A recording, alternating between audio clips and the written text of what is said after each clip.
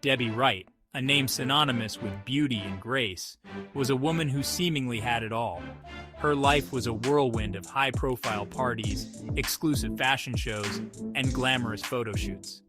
The camera loved her, and she, in turn, seemed to revel in the attention and adoration that came with being a sought-after model. Debbie's world was one of champagne wishes and caviar dreams, a world that most could only fantasize about. Debbie lived in an upscale penthouse apartment overlooking the city, a testament to her success and the luxurious life she had built for herself.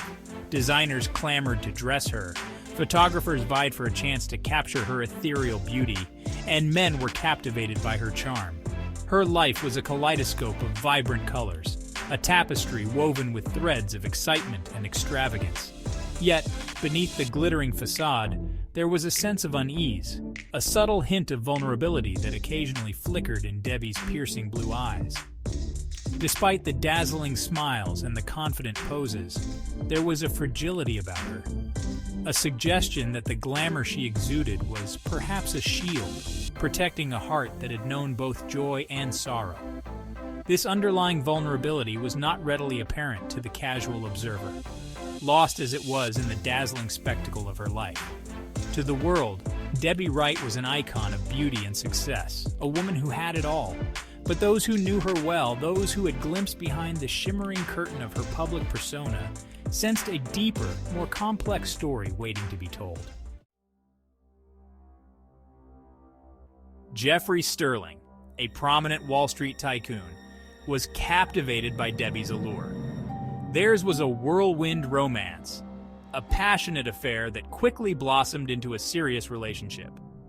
Jeff, with his rugged good looks and undeniable charisma, seemed to be the perfect match for the glamorous Debbie. They were the epitome of a power couple, their every move chronicled by the society pages, their love story the envy of many. But beneath the surface of their seemingly perfect relationship, a shadow of doubt began to grow. Jeff, known for his possessive nature and volatile temper, was often seen arguing with Debbie, their heated exchanges a stark contrast to the picture-perfect image they projected in public. The whispers started, subtle at first, then growing louder as the cracks in their relationship became more apparent. Friends noticed a change in Debbie. The vibrant, carefree spirit that had once defined her seemed to dim, replaced by a quiet anxiety that was hard to ignore. Her once radiant smile now seemed strained, her eyes often clouded with a look of worry. The rumors intensified, painting a picture of a relationship far more turbulent than the public was led to believe. As the weeks turned into months, the tension between Debbie and Jeff escalated. Their public appearances became less frequent, their smiles more forced. The whispers turned into hushed pronouncements of an impending breakup, the fairy tale romance seemingly headed for a bitter end. The discovery was as shocking as it was gruesome. Debbie Wright, the epitome of glamour and beauty, was found dead in her luxurious penthouse apartment. The scene was chilling, a macabre tableau that sent shockwaves through the city. Debbie lay sprawled on the white marble floor, her once vibrant life drained away, leaving behind a cold, lifeless shell. The once pristine apartment was now a crime scene, the air thick with the metallic scent of blood. The luxurious furnishings seemed to stand in silent witness to the horror that had unfolded within those walls.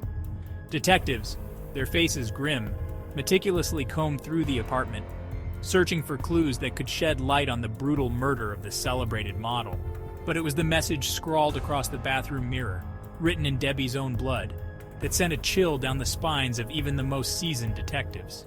It was a chilling message, a final, desperate plea from beyond the grave. "He did it," it read, the letters dripping with a macabre urgency that underscored the terror of Debbie's final moments. The mirror, once reflecting Debbie's beauty, now reflected the dark underbelly of her life, the hidden truth that lay beneath the surface of her glamorous existence. The message, a chilling testament to the killer's audacity, set the stage for a complex investigation, a desperate search for the truth behind the life and death of Debbie Wright. Detective Bob Strafty, a seasoned investigator known for his sharp mind and unwavering determination, was assigned to the case. The murder of Debbie Wright had shaken the city, and the pressure to find the killer was immense. Strafty, with his steely gaze and methodical approach, was determined to unravel the truth, no matter how tangled the web of deceit might be. Strafty meticulously examined the crime scene, his keen eyes absorbing every detail. The apartment, despite the chaos of the murder, was surprisingly devoid of signs of forced entry, suggesting that Debbie knew her attacker. This, coupled with the chilling message on the mirror, pointed towards someone close to Debbie, someone she had trusted. The investigation quickly zeroed in on Jeff Sterling, the turbulent relationship between Jeff and Debbie, their public arguments, and Jeff's known possessive nature made him the primary suspect. Strafty, however, was not one to jump to conclusions. He knew that suspicion alone was not enough to convict someone, especially someone as wealthy and influential as Jeff Sterling. Strafty needed concrete evidence, something that definitively linked Jeff to the crime. The forensic team was working tirelessly, analyzing every piece of evidence collected from the crime scene, hoping to find the missing piece of the puzzle that would lead them to Debbie's killer. The forensic analysis of the mirror message revealed a crucial piece of evidence. The handwriting, while deliberately distorted, bore striking similarities to Jeff Sterling's own handwriting. This, coupled with the fact that the message was written with Debbie's blood, suggested that the killer had forced her to write the message before taking her life. This was a significant breakthrough in the case. The handwriting analysis provided a direct link between Jeff and the crime scene, strengthening the suspicion that he was indeed the perpetrator. The forensic experts, using advanced techniques, were able to isolate specific characteristics in the mirror message that matched those found in samples of Jeff's handwriting.